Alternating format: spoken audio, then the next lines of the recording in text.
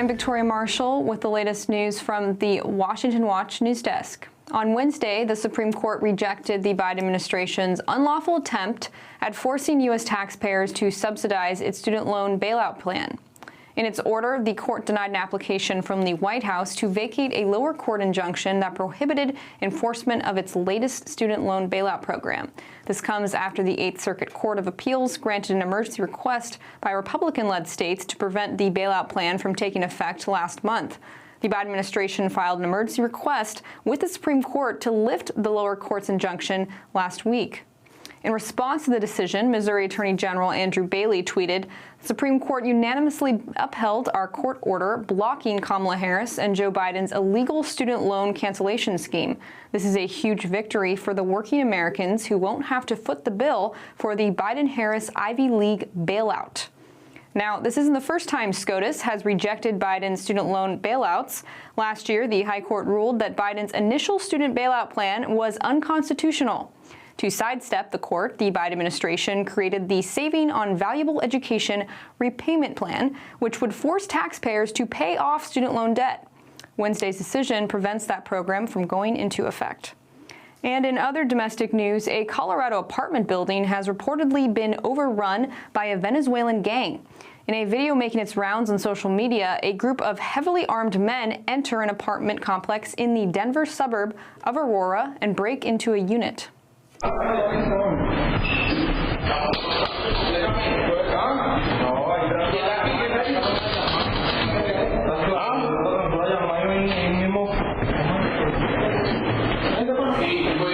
The footage was captured earlier this month, shortly before a shootout at the complex severely injured one person and damaged multiple cars, according to a local news station. Residents in the apartment complex say the violence began when a large number of illegal migrants moved into the building. Thousands of illegal migrants have come to Aurora from Denver, a sanctuary city that has received the largest number of migrants per capita across the country, with more than 40,000 new arrivals since December 2022. Now, the story comes as a new study from the Federation for American Immigration Reform reports that last year, U.S. taxpayers shelled out $150 billion in government services and support to help the 20 million illegal migrants currently in the country. And in other domestic news, a new report from the Federalist shows that America's top healthcare systems are now segregating or excluding some patients from life-saving programs based on race. The world-class healthcare system, Cleveland Clinic, runs a minority men's health center and a minority stroke program for addressing numerous medical conditions, including stroke, diabetes, and other stroke risk factors. The stated goal of these programs is preventing and treating stroke in racial and ethnic minorities, and to combat racial disparities in medical outcomes. The Wisconsin Institute for Law and Liberty has filed a civil rights complaint with the Ohio-based clinic. And finally, fallout continues from Facebook founder and Meta CEO Mark Zuckerberg's letter to Jim Jordan and the House Judiciary Committee admitting that his company erred by ceding to pressure from the Biden administration to censor the Hunter Biden laptop story and other content. Independent journalist Michael Schellenberger says the letter is proof the FBI illegally interfered in the 2020 election. The FBI spread disinformation, information it knew to be false, in order to interfere in the election. The FBI warned Facebook, Twitter, and others that forthcoming information about Burisma and Biden was Russian disinformation. The FBI knew that the Hunter Biden laptop wasn't Russian disinformation because it already had the laptop in its possession for 10 months and was spying on Giuliani. Schellenberg contends the FBI violated the Hatch Act, which prevents federal employees from using their official authority or influence to interfere with the outcome of an election. And those are today's headlines. I'm Victoria Marshall. For more news and commentary, be sure to check out the Washington Stand at WashingtonStand.com and follow us on social media for updates at FRCDC. Up next is Washington Watch with Tony Perkins. We'll see you tomorrow with more news.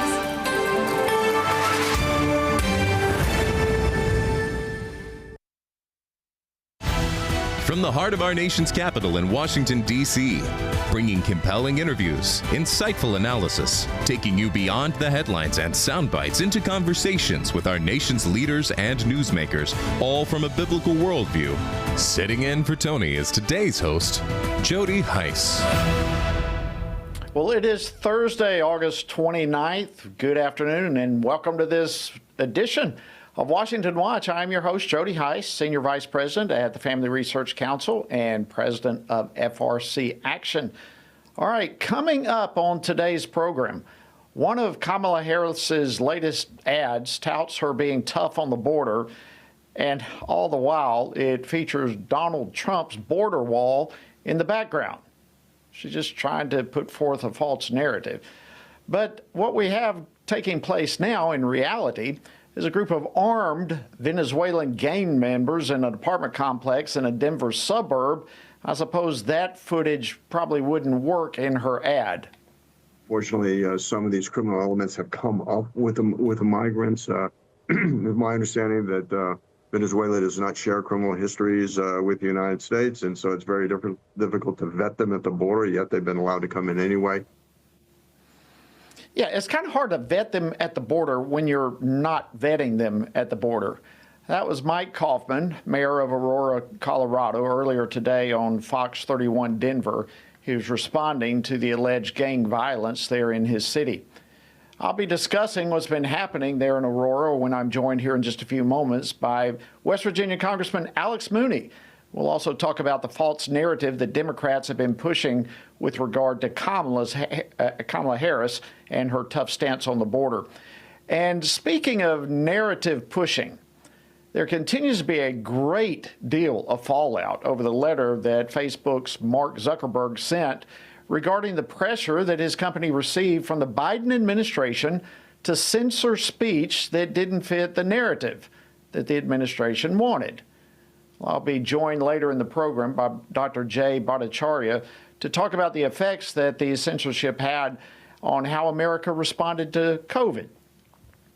Very important that viewpoints remain free. We'll be discussing that with him a little bit later. And speaking of free speech, the nation's largest association of Christian communicators has filed a complaint in opposition to the Johnson Amendment. That's a provision in the U.S. tax code that effectively muzzles nonprofits, which of course includes churches. But it muzzles them when it comes to speech that could be potentially considered political. Well, I'll be joined later in the program with Michael Ferris, who's the general counsel of the National Religious Broadcasters, who are now going after the Johnson Amendment. Also on the program today, we'll discuss an effort to get more states in on declaring February 7th through the 14th as National Marriage Week. You may be surprised to hear just how many did so last year. So as always, we've got a lot coming your way on the program today. Our website, TonyPerkins.com. And as always, tons of resources are available there for you.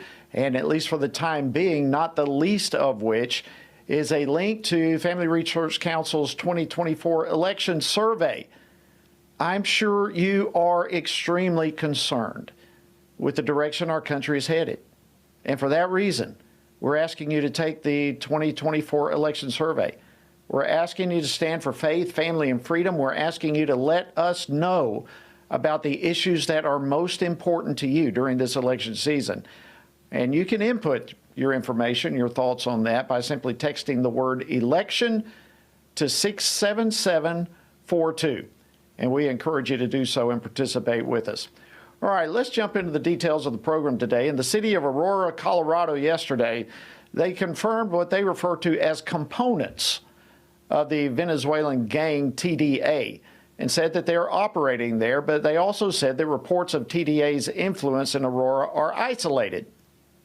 Of course, we all know that the statement comes as troubling surveillance footage of that gang, heavily armed men, handguns and the likes, traversing through an apartment complex there in Aurora, the suburb of Denver. That image would probably be more accurate in describing where Kamala Harris is when it comes to the southern border. Now let that sink in. There's a good imagery.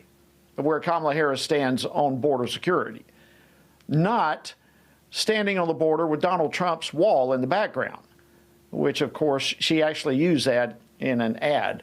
Amazing. But certainly what's happening in Denver is of great, great, great concern, and it in many regards is a direct result of this administration, including Kamala Harris, and their policies on the border. Well, joining me now to discuss this and more by phone is Congressman Alex Mooney. He proudly represents the 2nd District of West Virginia. Congressman Mooney, great to hear your voice. Thanks for joining us. Sure, great to be with you again. Well, listen, what's your reaction? We'll start with what's happening in Aurora, Colorado, and move on from there. What's your reaction to it? Well, let's remind your listeners that the president of Venezuela is an open communist. He despises America and everything we stand for as people of faith and free markets. Even the countries around him, he lost the election just 2 weeks ago. He lost his election, but declared it invalid, won't release the results, and won't leave as president. So clearly he wants to harm America. And you have a completely open border that anyone can go through, drug dealers, criminals, people who want economic asylum. Like, the bottom line is we have a system where people can come here legally. There's ports of entry. A lot of people have come here illegally over the years. But when, criminals, drug dealers, gangs see an open border, a president and Vice President Kamala Harris who refuse to close it, they're going to take advantage of it. And I think this is just the beginning of what you're seeing. I think there are sleeper cells that have come in from Iran and other places. We have Kamala Harris and President Biden have jeopardized our country intentionally. And I did a little research before I called in, Jody.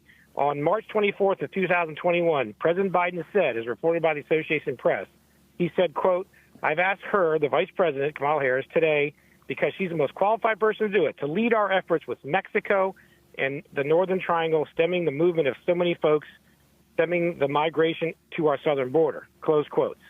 So the mainstream media these days is trying to downplay her role. She was put in charge of this 3 years ago. She is directly responsible for what's happening. It's complete lawlessness and chaos, and it's intentional by the leaders of our country right now. Yeah, and that's exactly what I was getting to by saying what's happening in Aurora and other places is more descriptive of her policy on the southern border than her standing with Trump's wall in the background, which is just unbelievably offensive. But look, you and I both know this is not just happening in Colorado. I mean, even the Venezuelan gang that is in Colorado now, they've got their foothold all across the country, New York and Texas. Right. And we've all seen how this border crisis now literally is making every state a border state. And what we're seeing right now could just be a preview of much more to come. Is that correct? Oh, absolutely it is. They've been pouring in. They continue to pour in. Anybody. And like I said, it's intentional. And they can profit now. They can traffic drugs. They can traffic human beings. They can traffic arms because nobody's protecting our border. So the gangs can get more powerful now, more money. They're not being fought. And, yeah, it's a real problem. I think you're going to see it more and more until we close our border. Like, criminals do evil things, but they're not stupid. They know when they can get away with, attacking people and trafficking and gang violence. The only way to stop it is to get tough on crime. So that's what they're doing. Yeah, get tough on crime, and in this case, get tough on the border. I mean, we've got to stop letting these people come in. It's just, another thing, Congressman Mooney, that is interesting to me is Denver is a sanctuary city, but Aurora, a suburb, is being affected by it. So, we've got to understand that these bad policies don't just impact the sanctuary cities or that type of, it spills over into everywhere that it is. And so all of us are at risk of being enormously impacted by the outcome of these horrible policies. Oh, yeah, there's no doubt. A sanctuary city invites the crime. I mean, all we're asking for is that if a criminal's arrested, that's an illegal immigrant, it get reported to ICE and they get deported. That's all we're asking for. And look, if Congress would do their job, and, I'm frustrated even with my own party sometimes as we lack the willpower to enforce our policies. But, we support not giving taxpayer dollars to sanctuary cities. They should not get taxpayer dollars that flow through the federal government. But, you have, we keep passing our spending bills without any restrictions, so they're getting away with this stuff. we should assert ourselves. I think it's critical that we assert ourselves, but while we still have some time to do so. And I was going to mention also, Jody, not only is this issue so important, but the secondary issue is how laws are made in this country. It's a constitutional crisis. You have a president and vice president, Kamala Harris, who think they can just ignore the law. They think that their job as president is to make up the law and do what they want, do whatever they feel like. They're not restricted by what the executive branch is supposed to do, which is only enforce the law. They're openly not enforcing the law. And this is really a question of, we have a law. You're supposed to deport people who are here illegally. That's the law. You're supposed to secure the border. You're supposed to come legally. They simply ignore it. And this is, whether you're a Republican or Democrat, doesn't matter. We have a country where we have a process by which laws are made. And for the president to just say, I can do whatever I feel like doing, ignore student debt, not secure the border, that's really a problem for our system of government, in addition to what's happening, of course, with the invasion at the southern border. Yeah, and that raises a good question that I hear all the time. Why is there no accountability? Where is the checks and balances between the three branches of government? Why are they not being held accountable to uphold the law? Yeah, I mean, you and I were there, and the power of the purse is the most important thing invested in the U.S. House of Representatives, where I serve and you served. And our chamber needs to guard that power and make sure that the people who elected us, we use it to restrict the president when they get out of control. And frankly, you're seeing Democrats don't really care, and weak Republicans who are just so afraid of a Democrat-caused government shutdown just cave in and give the Democrats all the money they want with no restrictions. And this is really, it just enables. It's like we're enabling Kamala Harris to have an open border because we don't punish them. The legislative branch really has to stand up for themselves. It's really a constitutional crisis here. The president has just assumed to themselves all these powers they don't have. And the House of Representatives has allowed it because we keep giving them the money. We just shouldn't give them the money. It's really that simple. But, it really it's a political battle. Yeah, it's a political battle. Mm-hmm. It is, and it was an incredible honor serving with you in that capacity, Alex Mooney. Let me ask you this. I wish we had some more time. Of course, Kamala Harris now is trying to give the image that she's strong on the border, blah, blah. We've kind of dealt with that. What do you hope tonight? She's got the interview with CNN. What kind of questions would you hope would be asked of her? And we've got about a minute left. Oh, just for her to be honest about her extreme positions, that why she didn't secure the border all this time, and then why she supports abortion on demand for 9 months with taxpayer dollars and no parental consent. They are the extremist party when it comes to moral issues. Why they want men beating up on women in sports. Why won't they protect women in sports? She is a radical. She's a complete radical. During the election, she's going to try and reinvent herself as some kind of a moderate, like Joe Biden pretended to do. But she's been nothing but an enabler of the most radical agenda this country's ever seen. So I just hope the interviewer doesn't let her get away with vague, non-committal answers or non-answers, and just admit it. Tell the truth. I hope she just tells the truth about her policies, that she supports these radical policies, and let the country make a decision. Yeah, the American people deserve to know where she stands on all these issues. Thank you, Congressman Alex Mooney, one of my dear friends and great heroes in Congress. Thank you for joining us on Washington Watch. All right, friends, coming up after the break, we've got much more coming your way, so stay tuned. You don't want to miss a bit of it. Mike Ferris is going to be joining us to discuss the Johnson Amendment. This is a major, massive issue. We'll be right back. Are you a Christian parent looking to raise a spiritual champion in today's culture? Renowned author George Barna has written a new book, Raising Spiritual Champions. This book offers valuable insights based on extensive research conducted by George Barna, the Family Research Council, and Arizona Christian University. Learn how to help your children discern biblical truth and find compelling meaning and purpose. Don't miss out on this essential resource for parents. Order your copy today. Hello, I'm Jody Heiss, president of FRC Action. Here in America, we thank God for the right to vote, and we can all agree on the importance of this upcoming election. Many of us want to support candidates who share our values, but we're not comfortable supporting the big national political organizations. Well, we have a solution for supporting candidates through FRC Action's Faith, Family, and Freedom Fund. Being a super PAC, It allows for unlimited individual and corporate donations, so we can endorse and fund campaigns for people who share our values. By giving to this fund, we're able to pull all of our contributions together and support and endorse like-minded candidates. That's how we move the needle. So let's be the best stewards possible and get the most out of our political contributions by uniting our efforts. For more information or to contribute, visit faithfamilyfreedomfund.org. Thank you so much, and God bless you.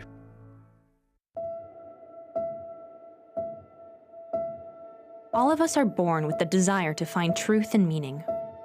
Where did I come from? What happens when I die?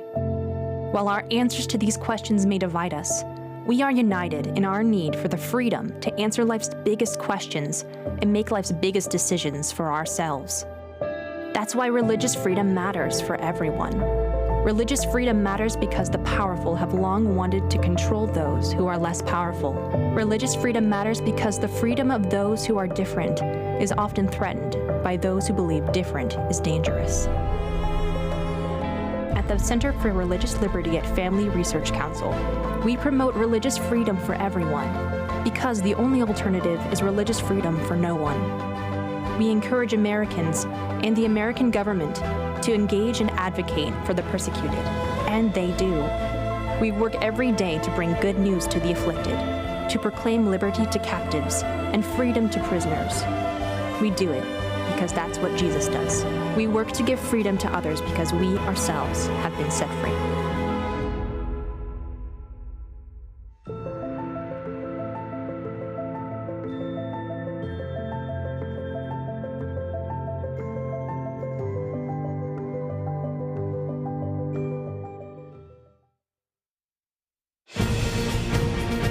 Good afternoon. Welcome back to Washington Watch. I'm your host, Jody Heiss, filling in today for Tony. Thank you so much for joining us.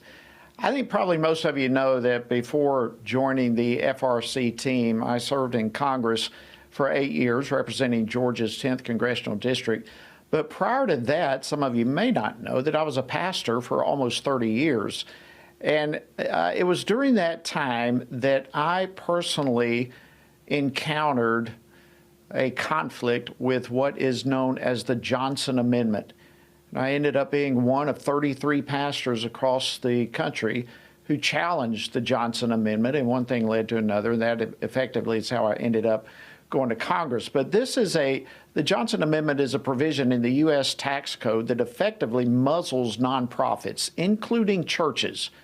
It, in essence, censors through intimidation what can and cannot be said from the pulpits for fear of potentially losing tax-exempt status or being sued or something to the like. I will say that during my time in Congress, twice we were able to get a repeal of the Johnson Amendment passed in the House of Representatives. Unfortunately, it failed both times in the Senate. And I readily admit the single biggest heartbreak and disappointment for me personally in leaving Congress was not being able to get that across the finish line, a repeal of the Johnson Amendment. But now the fight continues. Just yesterday, the nation's largest association of Christian communicators, NRB, stepped into the ring.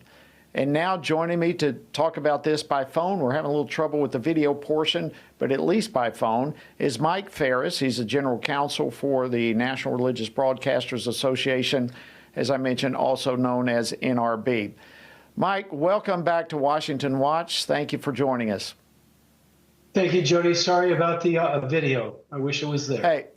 Well, I wish it was there too, but listen, I'm just glad you're here. You are one of the champions on all of this. And so let's just start with it. There may be some people out there, I shared a little bit about it, but lay out for us, if you would, the Johnson Amendment in a little bit more detail. Sure. Lyndon Johnson in 1954 was a U.S. Senator running for re-election. Didn't like the fact that some nonprofits in Texas were supporting his opponent in the primary election. And so he got Congress to insert into the Internal Revenue Code a provision that says nonprofits can't say what they want to say about candidates. Now, ironically, about 2 weeks later, after Congress passed it, he got a pastor of a Protestant church in Texas to circulate to all the Protestant churches in Texas that Lyndon Johnson was a good Christian man and running against a Catholic, and they should support the Protestant over the Catholic. So he violated the Johnson Amendment in his own campaign about 2 weeks later. But nonetheless, it is a muzzle on churches. We wouldn't have the First Amendment if the churches in Virginia hadn't been able to convince James Madison to support a Bill of Rights. That's where it came from, is the Baptist churches in Orange County and surrounding areas told James Madison, you want our votes, you better support a Bill of Rights. And so they were able to get that from him. And so we're trying to reinstate the original vision of America where churches could preach the whole counsel of the Word of God and not stop at applying that to the issues that are facing us today. We think that churches and other nonprofits should be able to free to say whatever they want to say.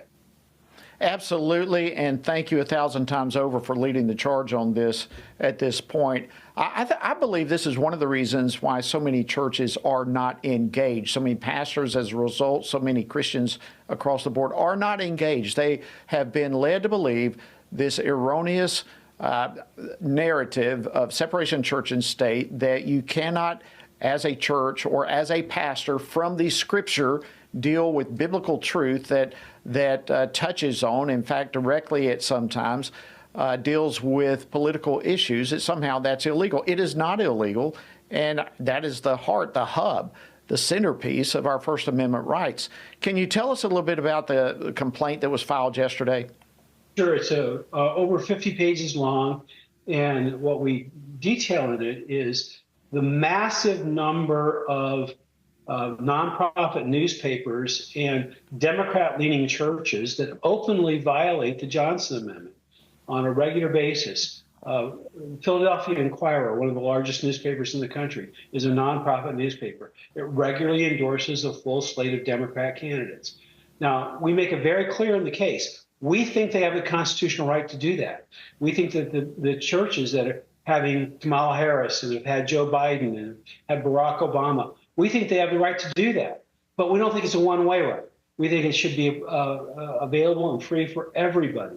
And so the pattern of discriminatory enforcement by the IRS is really prevalent, and it takes up a whole lot of the complaint. So we go in great detail, and we're contending that the IRS is not only is the law, just as it's written, a violation of free speech, but as enforced, it's discrimination and a denial of equal protection. So we're going after every possible constitutional angle, and we feel real good about our chances in the long run. That sounds like a very, very sound strategy. And look, it would appear to me, but as a pastor, I used to receive threatening letters every election cycle. And so it sounds as though there's a potential in this upcoming election for the Johnson Amendment to be used as a weapon again. So what would you say to pastors and nonprofit leaders who might be tuning into this broadcast right now?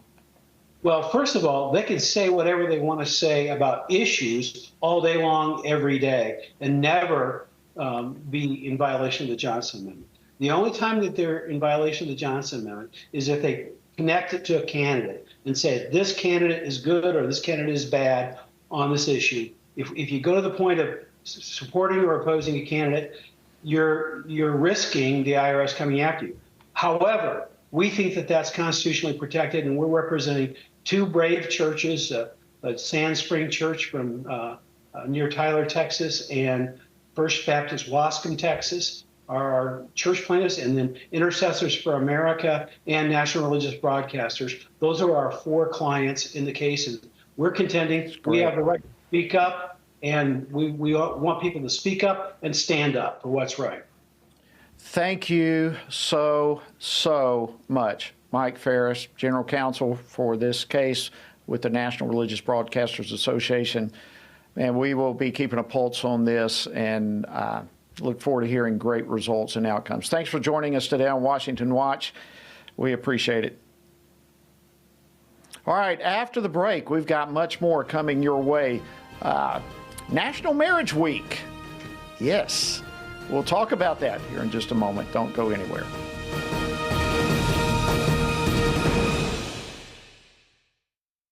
everything we do begins as an idea.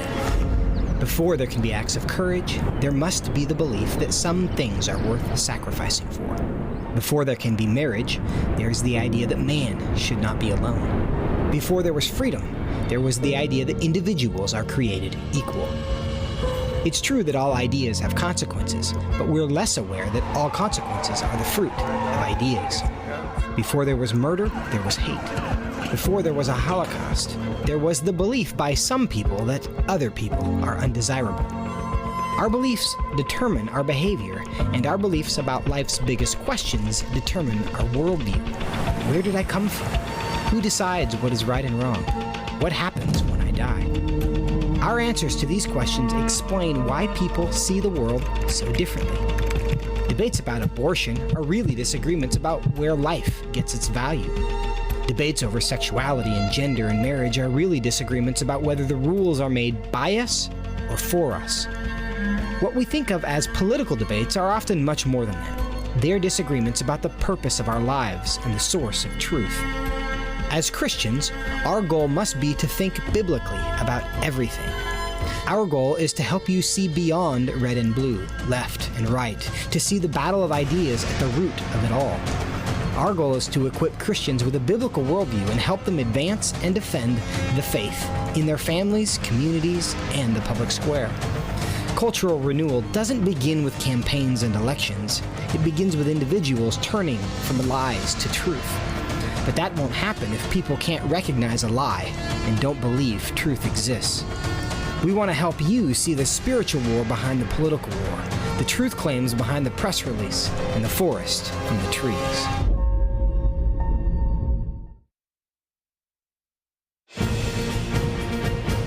Good afternoon, and welcome back to this edition of Washington Watch. I'm your host, Jody Heiss, and we are thrilled to have you with us this afternoon.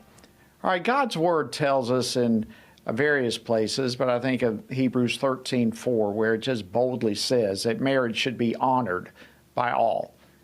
And as we know, good marriages are the bedrock of a strong culture, a strong society. In fact, there are many credible studies that tell us that strong marriages have healthier, wealthier, stronger families where the children thrive. And that is certainly worthy of honor. And to that end, I want to encourage you to mark your calendar for February 7th through the 14th. This is going to be referred to as National Marriage Week. That's February 7th through 14. And it's a time where we can all celebrate the beauty of marriage as God intended. And hopefully we'll see half the states in America and more proclaim that week for marriage. So that's what my next guest is all about. He's working to make that happen. Joining me now is Jerry Angelo. He's the founder and president, CEO of Vanguard Marriage and Family Advocates. Jerry, welcome to Washington Watch.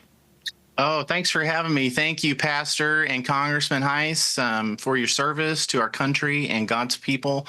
And thanks to Tony and the team for having me on the show today. We've been so excited for this. Well, listen, we are honored to have you on and just so grateful for your role in moving this forward. You know, I think a lot of times a marriage issue these days kind of gets buried beneath a lot of, well, we can't anymore stand for this or that and the others, as though biblical marriage no longer matters. But it does matter, and you're carrying the water for that. Tell us about your marriage initiative. Sure. So I'm with the Vanguard Marriage and Family Advocates, and we focus on marriage, prayer, leadership, and events. And this particular narrative of the National Marriage Week that is coming up in February 7th through the 14th, we are doing a push for all the governors in the United States of America to sign on to our movement for a healthy marriage proclamation. And basically, we just want to proclaim the benefits of marriage to everyone across the land, because just like you said in Hebrews 13:4, that marriage should be honored by all, and it's because it benefits everyone. So healthy marriages in a society will benefit the society, whether you're married or not. That's why it's worthy of honor, like you said. And so we're just trying to get that narrative out there, and it's kind of a first step of letting people know what the benefits of marriage are and how that can help our culture and how it can help not only our marriages, but our children and our families and our churches and our cities. And it just goes on from there. And I don't know if you know this or not, but there was a study done on marital wellness in business. And for every dollar that was invested in a company's marital wellness, those companies were seeing $3, $4, $6, $7 of return on that investment on their company's bottom line. And so it would do well for us to learn how to have strong marriages and families. And so these marriage proclamations, we're doing them, like I said, to get the narrative out, to see if we can get local congressmen, elected officials, governors to sign on to these marriage proclamations and just help us get the word out so that we can start doing the work on this. What a great initiative. How many do you have so far signed up, and how many do you realistically anticipate that maybe will come on board?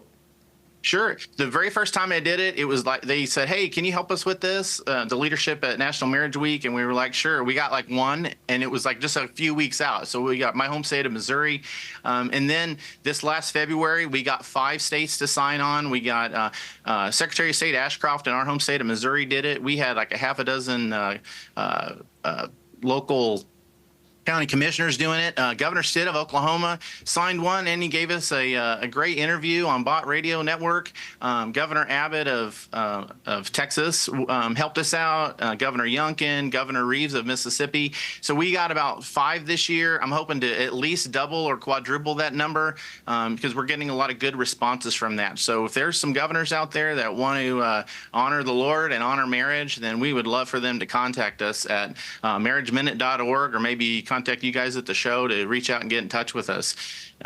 So it's pretty exciting. Everybody is very encouraging on this. So yeah, I'd love to see that double, maybe 8 or 10 or 20 governors by next February. That'd be amazing. It would. So what are people going to see when they go to the website? What are they going to see that might help them encourage their state legislators and governors to get on board? Sure. So if you go to marriageminute.org and you click on the proclamations, we actually have sample proclamations out there for different venues. So if you're a pastor of a church, I've got one that's for your church. So you can have a pastor from the pulpit take a stand, maybe do a message and say, "Hey, marriage is important and we need to do something about that in our community." And we also have ones for folks in the county commission if they want to do that at a county level. And then we also have one at the state level for governors to sign or anybody on the cabinet. So when they go to our website, not only are you going to see the proclamations examples that you can download and modify, but we also have some free resources there from various other ministries and also some messages that we have. And so we want to strengthen and encourage marriage and family, and these proclamations are just one way that we're doing it, but we have a wealth of so many other tools there as well. Well, I've been there myself, and the proclamations are great. One more time, give out that website. Sure. MarriageMinute.org. We'd love to hear from you and see how we can help you. We'll work with you, pastors, legislators. We're also working on some Missouri Covenant Marriage Act in Missouri. We're doing a lot of things, and we love the Lord, and we give him all the credit. And we'll work with anybody that wants to encourage marriage and family. Thank you, Jerry Angelo with Vanguard Marriage and Family Advocates. Thank you for joining us on Washington Watch. All right, friends, don't go anywhere. Much more coming your way. This next segment about Mark Zuckerberg, boy, his letter from this week continues to make waves. We'll talk in depth about it right after the break. Join us October 3rd through the 6th as we gather with spiritually active, governance-engaged conservatives from across America at the Pray, Vote, Stand Summit in Washington, D.C. We'll pray for our nation, engage in government and culture, and stand for biblical truth alongside Christian leaders, worldview experts, and government officials. We'll discuss important issues like the sanctity of life, religious freedom, protecting students, strengthening families, praying for our nation, and how you can impact America's future from a biblical worldview. Our nation stands at a critical juncture, and we must ensure that the issues impacting faith, family, and freedom are understood and advanced. Register now at PrayVoteStand.org. That's PrayVoteStand.org.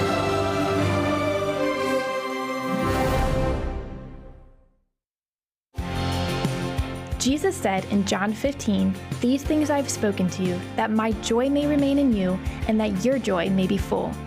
In 2024, in these divided and uncertain times, how can this be possible? By abiding in Him through His Word. At Family Research Council, we want to help you do that, which is the reason for the Stand on the Word Bible reading plan. In just 10 to 15 minutes each day, you will have read the entire Bible in just 2 years. But more importantly, you will be abiding in Him daily. Find our Bible reading plan at frc.org/Bible. And join Tony Perkins each weekday for a 10-minute devotional inspired by the daily reading and designed to encourage you on this journey through the Bible. Listen on Apple Podcast, Spotify, and YouTube. And remember, the grass withers and the flower fades, but the word of our God will stand forever.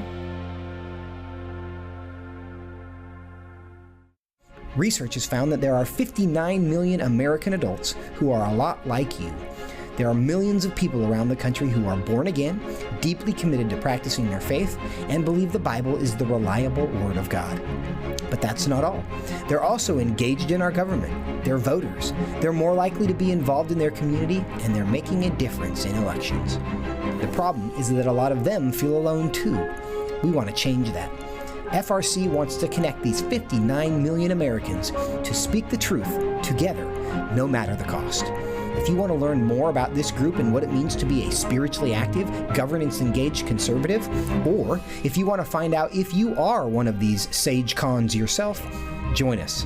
Go to frc.org/SAGECON, SageCon, to learn more. That's SAGECON, SageCon, to learn more. Good afternoon. Welcome back to Washington Watch. I'm Jody Heiss, and we are glad to have you.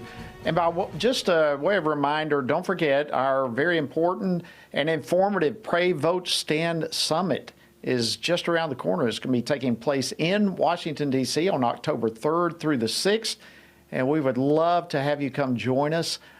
You can get more information. You can even register right now today by visiting the website prayvotestand.org. So we encourage you to do that right away, prayvotestand.org, and get more information. And we sure look forward to seeing you on October the 3rd.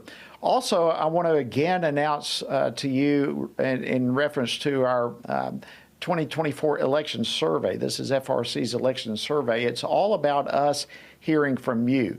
It just gives us greater impact and influence and momentum as we declare what is most important to SageCons, to Christians, to people who are spiritually active and governance engaged. So we encourage you to go to our survey. Let us know what are the most important issues to you in this election cycle. You can fill out the survey by going simply texting the word election to 67742. That's election to 67742. All right, the fallout continues, and I think for some of us it's kind of remarkable and deeply encouraging that this fallout over Facebook's Mark Zuckerberg is still sending shockwaves. He sent this letter regarding the pressure that he and his company received from the Biden administration to censor speech that didn't fit the administration's narrative or cause. Now, while so much of the attention in all of this has been given to how Facebook put their thumb on the scale when it came to the 2020 elections, the impact that the Biden administration's pressure had on our country's approach to COVID should not be lost in this whole debate and discussion and investigation, especially when we have bureaucrats like we have at the World Health Organization who are just itching to have more control over our lives with any future pandemic that might just happen be right around the corner. So now that the cat's out of the bag, the question is whether or not we're going to be any wiser moving forward. And joining me now to talk about this is Dr. Jay Bhattacharya. He's a professor of health policy at Stanford University and one of the authors behind the 2020 Great Barrington Declaration, which advocated for alternative approaches to COVID-19. Dr. Bhattacharya, welcome back to Washington Watch. Always an honor to have you, sir. Likewise. Thank you for having me. All right. Well, you were unquestionably one of those who was on the tip of the spear in many ways during the pandemic. And you were saying things that other people like Dr. Fauci were frankly trying to shut down. Remind us of what we saw social media platforms doing during that pandemic. So I wrote that Great Barrington Declaration with other authors from Harvard and Oxford. Tens of thousands of doctors and epidemiologists signed it. When we put the petition online, Facebook and Google both suppressed it. Like you couldn't post it. Google downplayed the rankings of it. Later, when I joined Twitter in 2021, I was put on a blacklist, which I found out when Elon Musk bought Twitter. And in the Missouri versus Biden court case that I'm a plaintiff in, the discovery in that showed direct emails from the White House itself, the Surgeon General's office, the CDC, to Facebook, ordering them effectively to censor my ideas, or ideas like what I would like to be put out. Incredible. And so many of us during that time, I know we were hit with it. We were not on the tip of the spear to the extent you were, but we were shut down, and many of us. And, you look at this, censoring speech in and of itself is horrifying and is bad enough and is un-American. But when silencing speech that could have been helpful during the pandemic is shut down, that even goes another step, don't you think? Oh, Jody, it was terrible. It wasn't just me, of course, that was shut down. It was, as you said, millions of Americans were shut down. They tried to create this illusion that there was consensus behind the school closures, consensus behind the mask mandates, consensus behind the vaccine mandates, consensus there were no such thing as vaccine injuries, that the vaccine was effective at stopping you from getting and spreading COVID. Lie after lie after lie. That was the center of government policy, and the censorship industrial complex, the whole censorship machine that the Biden administration used, was designed to cement in place those crazy policies. All the harm that came from those policies might have been avoided had we allowed to have free speech in those critical moments in 2020 and 2021. Well, I'd like to bring up a couple of comments here and get your reaction to this. In response to Zuckerberg's letter that is continuing to make all the waves it is, the White House issued a statement of their own. And I'd like to get your response to some of this. First of all, they said, quote, when confronted with a deadly pandemic, this administration encouraged responsible actions to protect public health and safety. Okay, your response to that. The administration got nearly everything wrong. They kept schools closed for a full year longer than our European counterparts, where there was already evidence that it was useless for controlling COVID and really deeply harmful to our kids. They enforced mask mandates when there was very little good evidence that they were going to be effective, and divided the population on the basis of that. They imposed vaccine mandates where millions of people, 1 million people lost their jobs over vaccine mandates, really changed the way the working class connected with public health, damaging vaccine confidence. The White House statement has it exactly backwards. They got public health wrong, and they needed the censorship of scientific debate in order to create this illusion that they were right when they weren't. They were scared of speech. Just to put it really fast, just a really short way, free speech is good for health. And when you take away free speech, you get bad outcomes in health. Yes, that's a strong point, because when the free speech was taken away, also some medications that were seemingly very helpful were taken away. That all of it became politicized. Here's another statement from the White House that I again like to get your reaction to. They said, quote, our position has been clear and consistent. We believe tech companies and other private actors should take into account the effects their actions have on the American people while making independent choices about the information they present, end quote.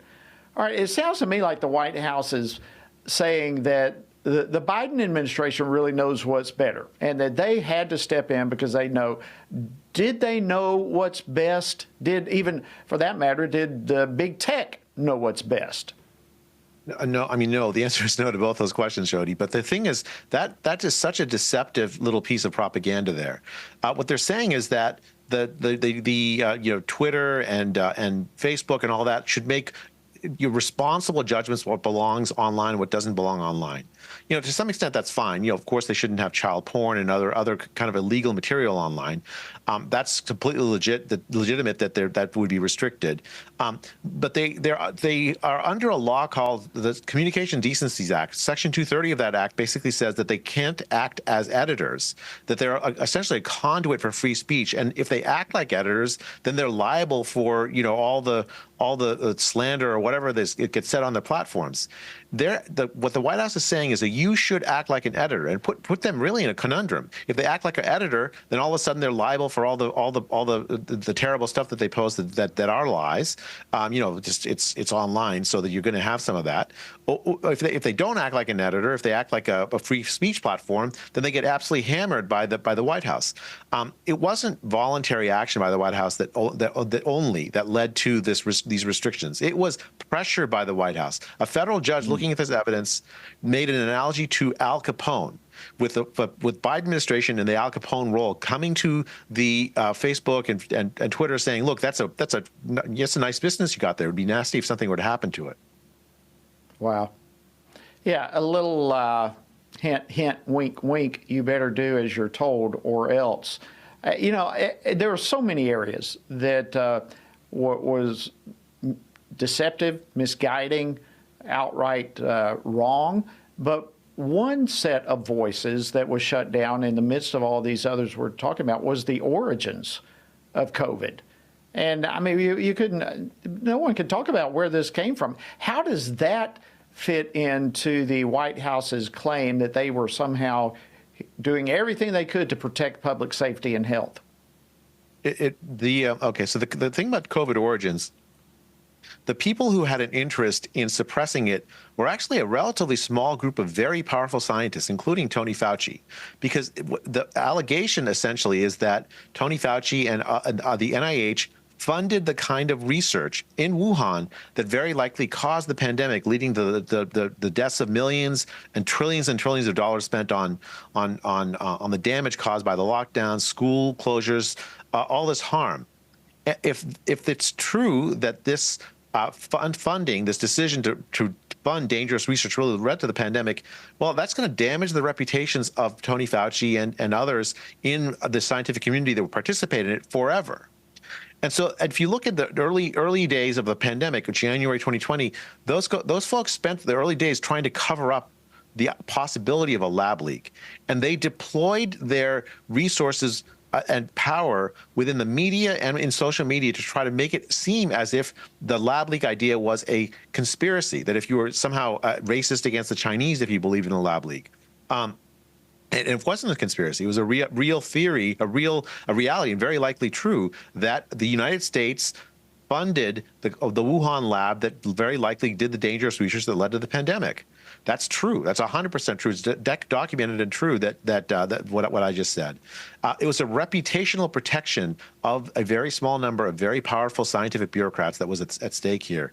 And it's striking to me that to this day, you still have a full political party, the Democratic Party, trying to protect the reputation of Tony Fauci. And I don't understand it. It's not a partisan thing. It's just a human thing.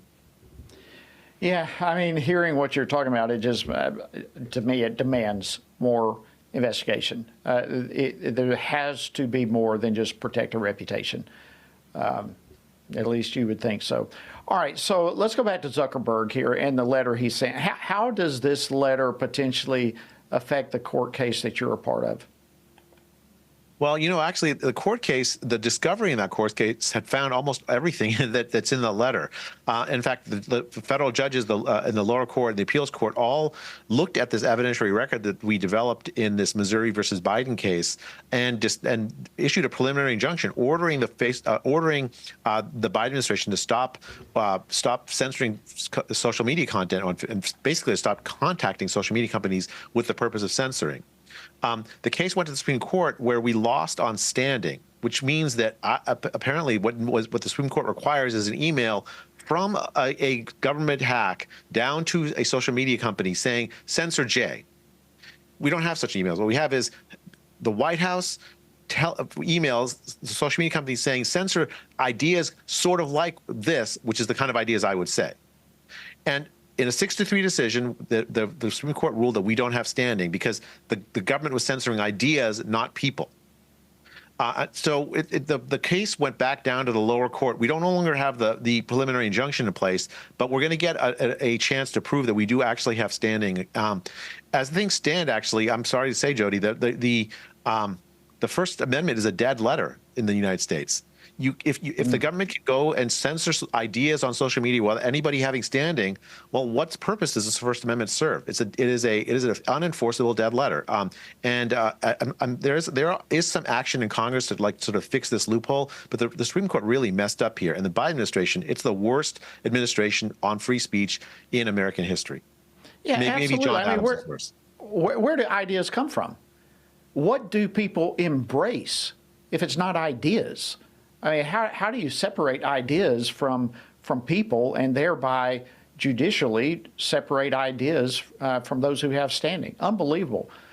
Listen, our time is rapidly getting away from us, and I hate that. But you were one of the authors of the Great Barrington Declaration. Wouldn't our nation have benefited tremendously from considering even some of what you were proposing and others? I mean, I could make a you were theoretical silenced. argument. Yeah. I mean, it was silent. I mean, I can make a theoretical argument about Jody, but it's very, very simple. Look what happened in Sweden. Sweden did not lock down. They didn't close schools for kids under 16. They had voluntary measures to try to protect vulnerable older people. You know, they made some mistakes early in the pandemic, but by and large, what happened is that they protected human life better than any other country in Europe. Better than the United States, better than Canada, better than any country in South America. The Swedish approach, which is very close in spirit to the Great Barrington Declaration, which is protect the vulnerable older people who are at most at risk, but then allow the rest of society to go on without draconian measures to try to and futile measures to try to suppress the spread of it. That protects human life best, and that's what we found in Sweden. Even from the United States, you can see Florida had lower all-cause excess deaths since the start of the pandemic than California has. I mean, and they had the senior population. Yeah, even if you do the age adjustment, I mean, the key thing is the lockdowns were harmful. The lockdowns killed, and they did not protect human life against COVID. Well, listen, I wish we could talk more. I'd like to know what your thoughts are. What are other issues that science is, that experts' voices need to be heard that are not being heard right now? How confident are you that we've learned lessons from the past? I only got about 30 seconds. Do you want to reply, or let's just save it for next time? I mean, no. Well, I mean, just very quickly, the COVID pandemic pointed to very, very severe problems in the way we manage public health, the way we manage and fund science. The key thing is we need radical transparency, and we need checks and balances on public health, Absolutely. and we need decentralization. Basic American ideas have to be restored to restore public health to where it should be. Dr. Jay Bhattacharya, thank you so much, Professor of Health and Policy at Stanford University. We are so grateful for you. All right, friends, that wraps up this edition. We'll see you tomorrow right here on Washington Watch. Washington Watch with Tony Perkins is brought to you by Family Research Council and is entirely listener-supported. Portions of the show discussing candidates are brought to you by Family Research Council Action. For more information on anything you heard today, or to find out how you can partner with us in our ongoing efforts to promote faith, family, and freedom, visit TonyPerkins.com.